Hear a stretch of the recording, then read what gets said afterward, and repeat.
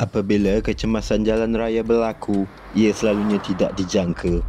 Ramai juga tidak tahu apa yang perlu dilakukan. Kami sentiasa cuba untuk berada di sisi anda.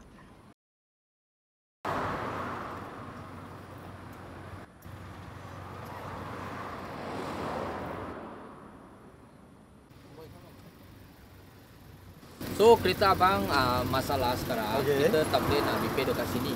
Jadi sekarang so malam spare part kita pun tak ada. So sekarang saya akan towing kereta abang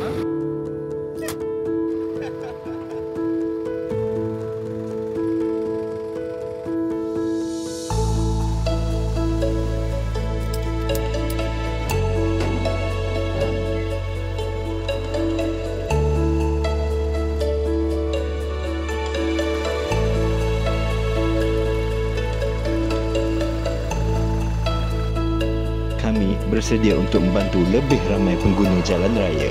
Setiap kes membantu kami meningkatkan perkhidmatan kami. Simpan dan kongsi nombor hotline ini